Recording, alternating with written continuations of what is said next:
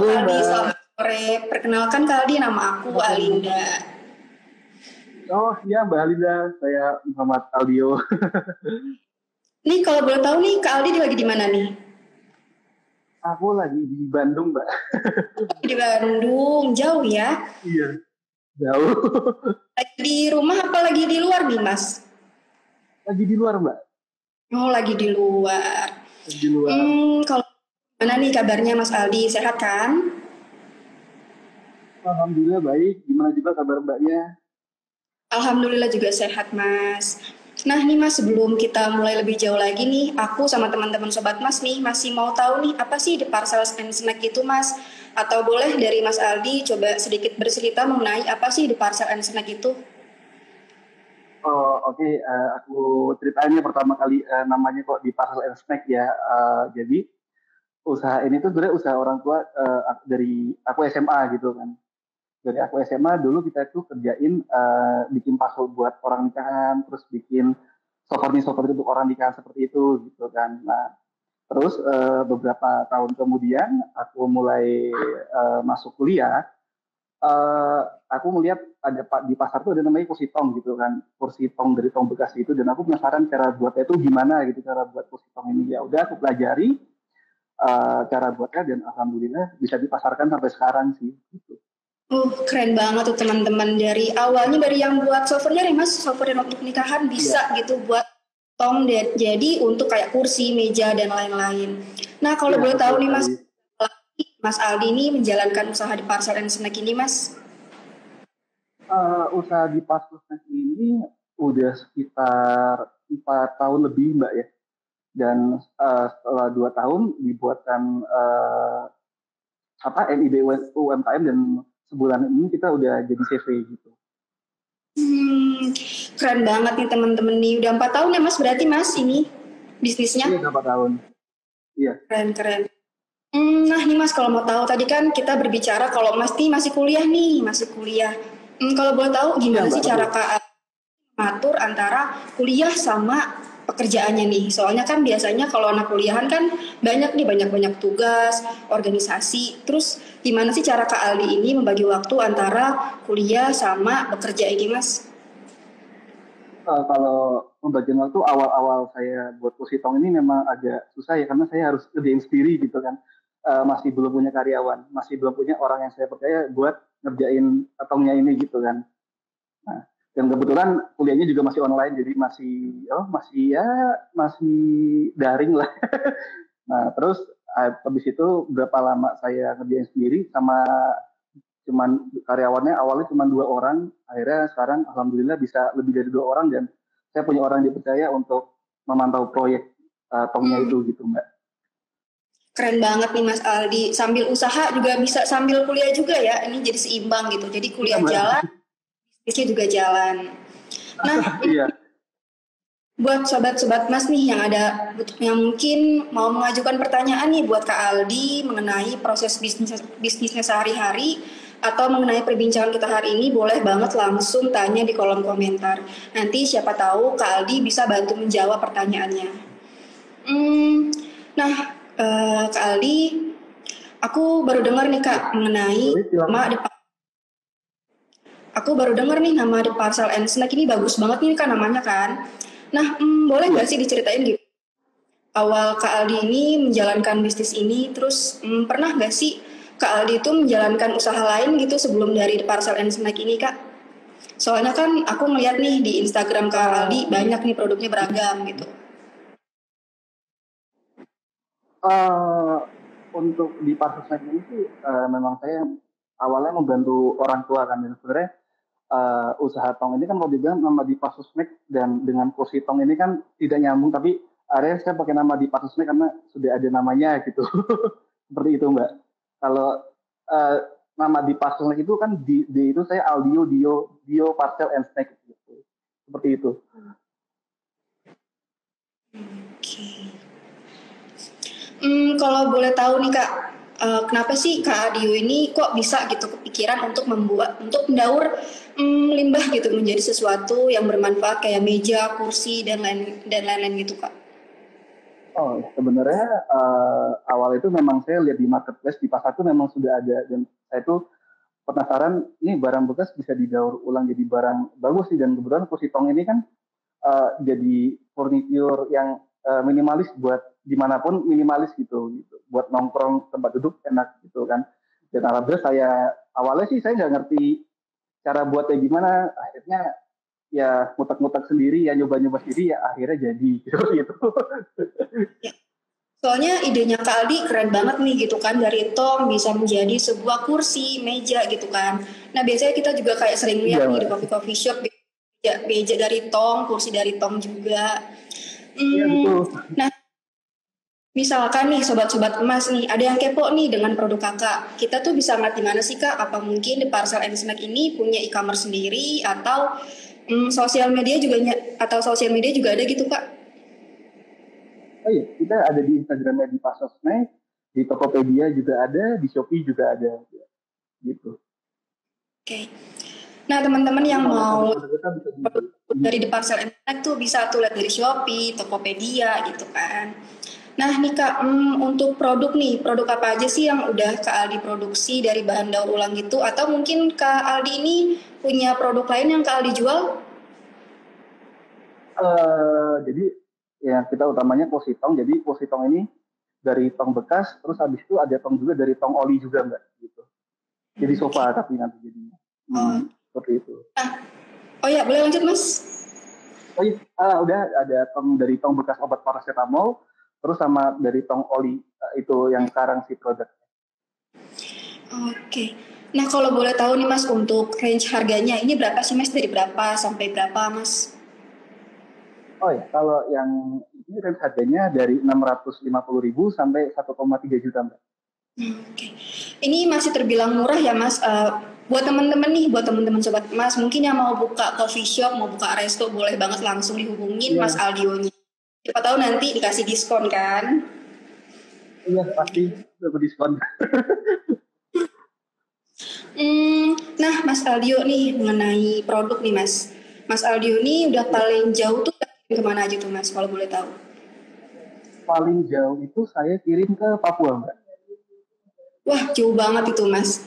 Itu Iya, ke Papua gimana tuh Mas cara kirimnya tuh Mas? jadi awalnya itu kan saya endorse influencer, kan. Saya endorse influencer, dia tuh tato artis gitu kan. Terus yang customer ini karena lihat influencer ini beli di tempat saya gitu, akhirnya dia juga pengen ikutan beli juga gitu buat di tempatnya dia. Dan itu cukup unik karena harga barangnya sama harga ongkirnya ke Papua sana lebih mahal harga ongkirnya gitu. Seperti itu. Betul. Berarti nih masyarakat Indonesia udah mulai mengenal nih produk-produk dari di Parcel and Snack nih Mas. Semoga nanti kedepannya mungkin di Parcel and Snack bisa dikirim ke luar negeri ya Mas. Amin mbak. Amin. Nah nih Mas mengenai kendala-kendala kesulitan, pernah nggak sih Mas, Mas Aldi ini mengalami kesulitan selama menjalani usaha ini Mas? Kesulitan sih pernah mbak ya dari tenaga kerja, dari bahan baku, juga dari tenaga dan bahan baku. Selanjutnya tentang permodalan juga itu juga termasuk kendala yang saya hadapi sih. Oke.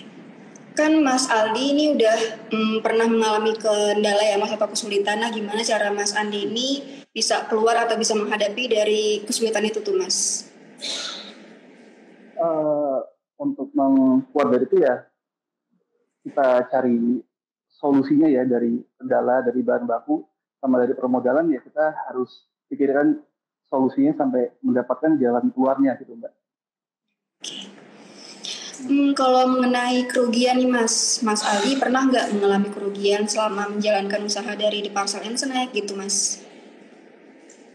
Kerugian uh, selama ini karena biasanya untuk pembayaran kan selalu ada DP mbak ya. Jadi untuk kerugian sih belum pernah dan sangat minim banget sih. Belum pernah sih mbak. Tapi biasanya ya kalau kita menjalankan bisnis atau usaha itu pasti ya Mas ada penurunan omset atau mungkin customer juga Oh ya, berkurang. Nah oh itu ada. ada Dan ini kan Nah, itu adalah gimana cara pelaku UMKM atau pelaku usaha ini untuk menaikkan kualitas produknya, mungkin untuk gimana cara promosi Oh customer iya, yang lain, mungkin untuk peningkatan dalam upgrade untuk produk-produknya gitu. iya, Hmm, nah, nih Mas mau bertanya lagi mengenai untuk mengembangkan si Parcel and Snack ini tuh Mas Aldi tuh sudah melakukan apa aja sih? Mungkin nanti di antara sobat-sobat Mas nih mungkin ada sedikit tips dari Kak Aldi. oh iya. Untuk pengembangan di pasar aspek Mbak ya. Iya. Oke. Uh, jadi yang terpenting itu menurut saya itu pemasaran sih Pak, yang terpenting ya. Yang dari iklan di OLX, dari Facebook, Instagram, marketplace semua gitu saya iklankan semua gitu Mbak. Jadi itu pemasarannya bisa ke skala yang lebih besar gitu. Yang tadinya hanya di Jawa Tengah bisa sampai ke Papua, bisa sampai ke luar pulau seperti itu. Dan kualitas produk tetap harus dijaga gitu. Mau yang pesannya sedikit satu set ataupun puluhan set, kualitas produk harus tetap kita jaga gitu. Oke. Hmm, Nah nih Mas, seperti yang tadi udah dibicarakan sama Kak Aldi, bahwa segala sesuatu itu bisa kita jalankan asal kitanya mau sungguh-sungguh dan pastinya yang pertama itu adalah niat. Pasti itu Iya akan betul. gitu kan. Nah mungkin buat Sobat Mas nih yang mau kayak Kak Aldi ingin membuka usahanya seperti The Parcel and Snack tapi masih bingung atau masih kekurangan biaya, boleh banget langsung kunjungi di website Jembatan Emas karena Jembatan Emas ini adalah hadir sebagai platform peer-to-peer lending yang dimana akan menjembatani antara peminjam dana atau borrower dengan pemberi dana yaitu lender sehingga nanti UMKM ini bisa berkembang dengan bantuan permodalan dari Jembatan Emas. Nah, untuk info lebih lanjutnya bisa banget nih teman-teman sobat Emas untuk langsung hubungi ke Instagram Jembatan Emas ataupun website Jembatan Emas. Nah, teman-teman sobat Emas, sebelum podcast kita berakhir nih, seperti biasa kita akan mengadakan sesi tanya jawab. Mungkin teman-teman udah ada yang siapin pertanyaannya biar nanti dibacain.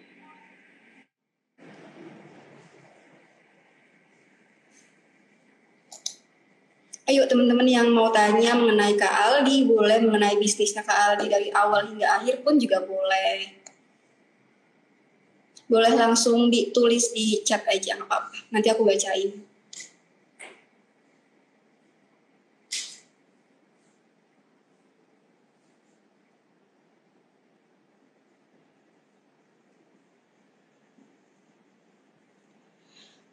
Nah nih Mas Aldi ada pertanyaan. Kak Aldi, aku mau tanya, kalau mau kursi tong itu dengan desain kostum bisa nggak Mas? Bagaimana cara pesannya dan kira-kira berapa tuh harganya Mas? Ya memang paling laku memang yang custom sih, memang yang custom. Jadi untuk pemesanan biasanya kan lewat WA ya, lewat WA terus kita komunikasi terus mungkin dia tidak sebagai customer nggak bisa ngedesain tentang desainnya maka saya yang ngedesainin nanti dia suka apa enggak ya akan saya ulang lagi sampai dia suka gitu desainnya seperti itu. Oh berarti nanti untuk custom gitu mungkin nanti dari Mas sendiri ya Mas ya? Iya. Misal jadi ada customer nih Mas yang Mas Ya, mungkin dia mau desainnya seperti apa, mungkin nanti Mas Mas Aldi bisa merekomendasikan ya Mas berarti untuk desainnya seperti apa, ukurannya seperti apa gitu ya Mas. iya, kebanyakan seperti itu Mbak. Oke. Teman-teman mau ada yang bertanya lagi mengenai Kak Aldi boleh, mengenai jembatan emas pun juga boleh, langsung ditulis di kolom komentar aja.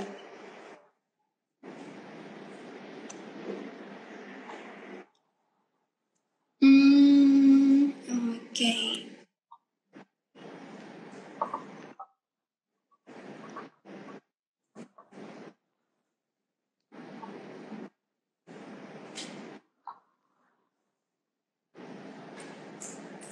Nah, nih ada lagi pertanyaan nih Kak Aldi. Kak Aldi, gimana sih cara meningkatkan semangat nih Ya, buat anak-anak muda, terutama generasi milenial untuk menjadi wirausaha gitu, Mas? eh, sebenarnya ya wira usaha saya usaha memang satu kan diajarkan orang tua ya tapi gimana caranya kita sebagai anak muda bisa mendapatkan uang tambahan untuk keperluan ya, untuk jajan, untuk sebagai ya yang lainnya lah gitu. Karena banyak kebutuhan kita anak muda, apalagi generasi milenial sekarang kebutuhannya sudah banyak ya untuk nongkrong seperti itu. Dan usaha juga saya membagi dengan supaya dari situ bisa usahanya bisa berkembang lebih besar lagi gitu. Iya, betul nih. Soalnya kan generasi muda ini biasanya masih kreatif-kreatif nih ide-idenya nih. Mungkin nanti bisa dikembangkan menjadi sebuah bisnis nih kayak Kak Aldi, dari tong sampah menjadi sebuah kursi-kursi yang menarik gitu kan. Soalnya aku ngeliat nih di Instagramnya Mas Aldi bagus-bagus nih produknya nih soalnya. Mungkin nanti kalau aku buka resto mungkin aku nanti hubungin Kak Aldi ya. Iya Mbak. Nah Kak Aldi ada lagi nih pertanyaan dari belum sehat, yaitu mengenai gimana sih Kak cara ngatur keuangannya nih? Ya kalau keuangan, ngatur keuangan ya kayak ada dari keuntungan penjualan saya, ada yang saya sisihkan untuk perkembangan usaha, untuk salah satunya marketing ya, salah satunya di pengembangan usaha itu marketing, habis itu ada yang ditabung, terus ada yang diinvestasikan, seperti itu sih. Oke. Nah, ada lagi nih Sama Mas ada dana pertanyaan. darurat. Kenapa Mas? Karena ada dana darurat gitu. Oh iya itu pasti Mas ada. Ya, Itu harus ya, buat setiap orang nih dana darurat ya. ya. Lanjut ke pertanyaan selanjutnya nih Mas dari Eman Kurniawan, yaitu Mas Aldi untuk musim pandemi kemarin nih berpengaruh nggak sama bisnisnya nih Mas? Jelas sih berpengaruh Mbak, ya jelas berpengaruh pasti. Semua bisnis pun dengan pandemi COVID-19 ini pasti berpengaruh ke bisnisnya mereka gitu. Tapi ya gimana kita tetap berusaha buat tetap meningkatkan penjualan. Oke. Iya sih mungkin karena pandemi juga ya Mas, semua perekonomian pun juga menurun gitu kan. Jadi nggak cuma satu Iya. dua aja, pasti semuanya juga menurun. Nah lanjut ke pertanyaan terakhir nih Mas, yaitu Ya. dari DF Kalahari, yaitu mengenai pertanyaan, Kak aku mau tanya nih untuk biaya marketingnya itu kira-kira berapa persen dari keuntungan? Biaya marketing itu sekitar berapa ya? Biasanya kalau biaya marketing itu sih flat enggak ya?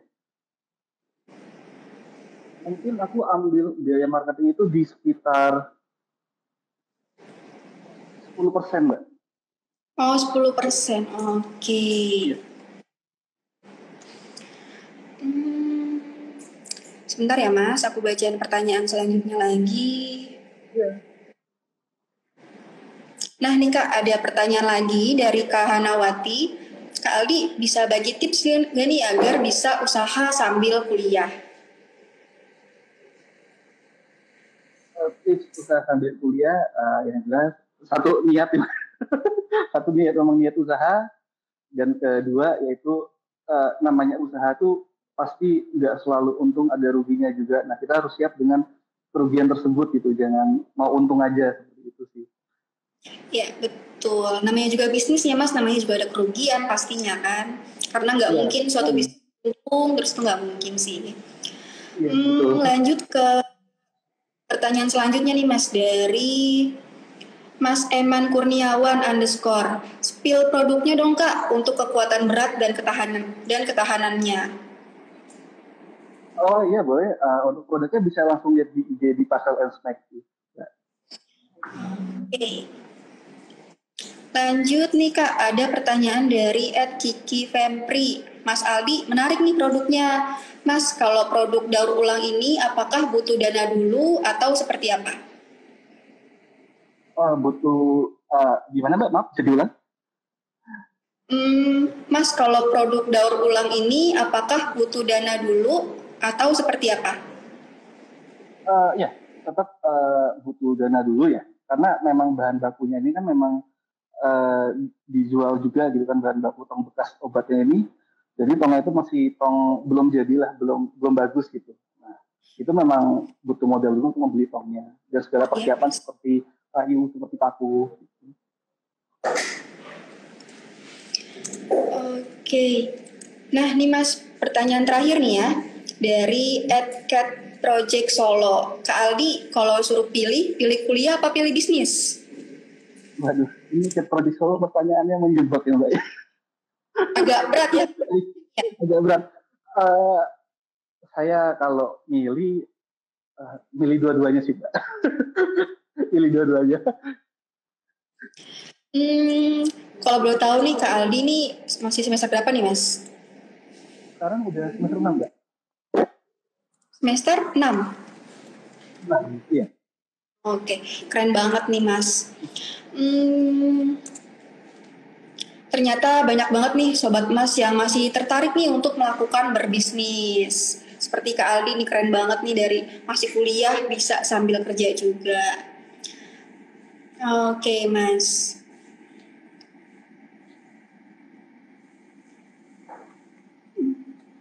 Nah, kalau boleh aku simpulkan pada pembicaraan kita hari ini bahwa itu segala sesuatu itu bisa dilakukan, maupun orang ini kuliah sambil kerja itu bisa dilakukan asal kitanya juga mau niat dua-duanya. Jadi kuliah jalan, bisnis pun juga jalan. Dan teman-teman jangan pernah takut untuk berusaha, untuk membuka usaha UMKM karena aku tahu nih generasi muda, generasi kayak kita juga ini masih berpikirnya tuh masih kreatif-kreatif banget nih ide-idenya. Jadi berawal dari meneruskan usaha orang tua, lalu menjalankan usahanya sambil berkuliah, itu semua juga nggak menjadi alasan ya buat kita untuk memulai berusaha asalkan ada niat dan kemauan. Nah, untuk sobat emas nih yang masih muda dan ingin mulai berbisnis, jadi nggak perlu nunggu lulus nih. Jadi bisa langsung aja bisnis gitu kan. Dan yang namanya usaha itu pasti ada keuntungan dan juga ada kerugian. Jadi kita harus siap nih kalaupun nantinya ada kerugian. Semoga pembicaraan kita hari ini nih mengenai peluang usaha di usia muda, kreatif dan inovatif dapat menginspirasi kita semua dan sobat emas dalam berusaha. Mungkin dari Kak Aldi ingin menyampaikan sesuatu pesan atau pesan untuk sobat-sobat ini nih, sobat-sobat milenial. Oh ya, buat teman-teman yang masih muda ya, selama masih muda nih ya di kreativitasnya ditingkatin lagi, terus ya bisnis, dicoba-coba bisnis nggak apa-apa, rugi nggak apa-apa, tapi dan kegagalan itu kan keberhasilan itu tertunda gitu, pasti berhasil lagi gitu. Betul Mas, betul. Kegagalan adalah keberhasilan yang tertunda. Oke nih, sampai di penghujung acara. Aku mau terima kasih sama Kak Aldi selaku narasumber dari The Parcel and Snack sudah mau bersedia untuk meluangkan waktunya untuk sharing mengenai The Parcel and Snack yang sedang dijalankan. Semoga kedepannya The Parcel and Snack ini semakin maju, semakin berkembang, dan bisa menginspirasi kita-kita nih Sobat Emas untuk mau mulai berusaha, untuk mau mulai buka usaha baru nih. Dan gak lupa juga aku berterima kasih kepada Sobat Emas yang sudah mendengarkan dari awal hingga akhir di podcast Mas, hingga akhir acara ini. Aku Alinda, pamit undur diri. Mohon maaf bila ada kekurangan dan kesalahan kata selama acara berlangsung. Sampai jumpa di podcast Mas selanjutnya. See you! Iya. Mas Aldi. Iya.